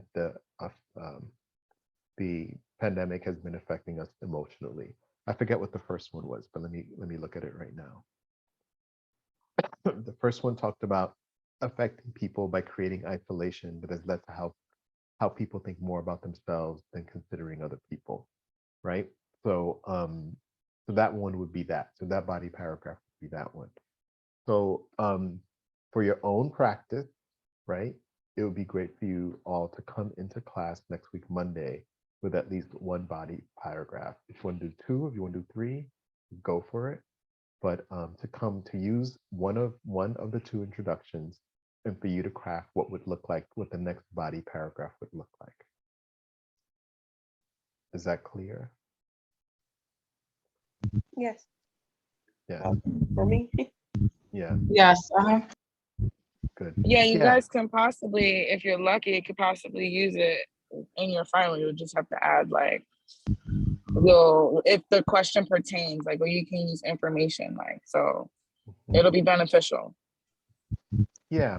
And thanks for saying that, Julia, because if you look at it, right, if you look at just even what we did today, of course, the title and the article you have, if you write a summary, you've already got the beginnings of the synopsis. So you may not use the entire summary like we did today. We were trying to cherry pick what would be beneficial. And then when you read the whole paragraph together and you read it with the thesis, you start seeing, oh yeah, maybe I said too much in the synopsis. Maybe I can take some things out. Maybe I could use a simpler thesis statement, you know, so you can make different decisions. But then you've got your introduction. And then once you have your introduction and once you have your thesis statement, you have, as you have all done really well, many of you have done really well, you're able to then follow the roadmap. The first thing I'm going to talk about, if I use a simple one, the emotional impact, the mental impact, and then the physical, how it's affecting our behavior, right? So you have the roadmap to write the essay. Okay, and it was a lot of info to take, and we recorded it, so I'm going to put them both up. I just have to convert it to YouTube because in Word, in Zoom, it's a little challenging.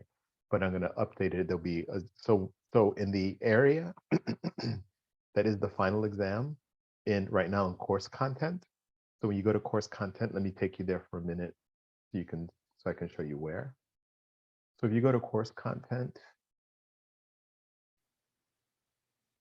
in our class right now, right, you see this box at the top, this final exam reading. And as the final exam reading in here, right, what I'm gonna, and this is just the text, right? These are just the two, this is just the article right here. So this will be start building, right? So I'm gonna take what we did today and I'm gonna add that here. I'm gonna say mock class exercise or something like that. And that'll be this one here, and that article with everything we just worked on, I'll put there. And then you're going to see two videos, like YouTube videos for you to click, and it will be this class and Monday's class. So even if we, after when you're looking at it on your own, you're like, okay, how did he construct that? How do we do that? You'll be able to look at the video and, and fast forward or, hop to the sections and be able to see it. And this is, helpful to you to have, because then it'll be there. It's not going to disappear on May 16th. It'll be there during finals week for you. So you could also refer to the classes then as well. Okay. And that'll be good for the folks who are not here, because today we only have about 11 or 12 of you in the class. So for the other folks who are not here, they'll be able to take a look at it. I mean, these last classes are crucial because the focus is, just to repeat the question from Ashley earlier, is on the final exam, on the actual text. We're working on the actual text and using it to begin crafting a fake essay.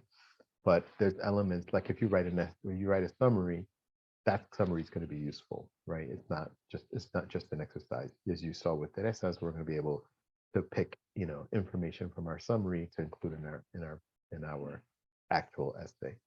So again, I'm trying to scaffold even your final exam as much as possible. I can't give you everything, but there's certain things you already wouldn't automatically need to do. And so, so at least, you'll have that. Okay. Any questions or thoughts or comments? No, we finished. Okay. Thanks, Javi. All right. So if not, it's 3:10, so we're almost done. You're welcome, Teresa. You're welcome to everybody. And so we will pause. I mean, we'll stop for today. I'll see everybody hopefully in person on Monday. But stay tuned on Friday. I'll send you an email if I get cleared or not. And then I believe Ashley had a question. So Ashley, you're gonna stay because you wanted to ask about the right? Ashley, you're gonna stay. So you can stay with me for a few minutes and we can look at your summary and everyone else. Yeah, thank you for your comments in the chat, everyone. Have a good afternoon. And then Ashley, hang up. Same to you. Feel better, Professor. Thank you. Thank you. Hope we see you on Monday in person. Yes, I hope to see you as well. Hopefully have a good day, guys. Take care, Julia. Thanks for your help. No problem.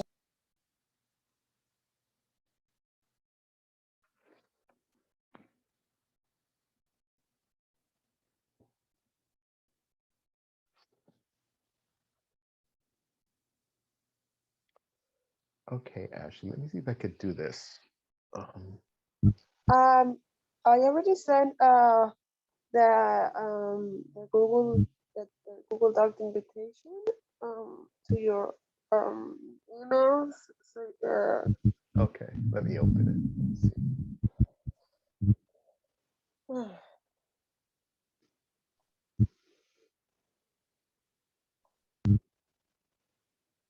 So teacher, how you doing? You're feeling well?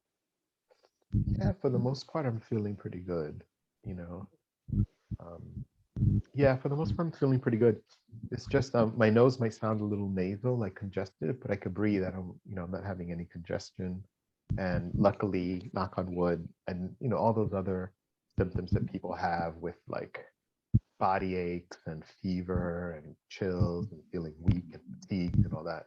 I'm not feeling any of those symptoms. So, coughing, I'm just, I cough occasionally, but not like coughing and it's, not coughing anything up. My chest doesn't feel congested. So, I'm monitoring myself too to make sure that things don't, change. But for the most part, I feel pretty good. So thank you.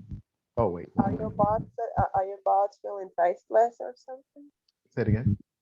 Tasteless. You mean? I mean,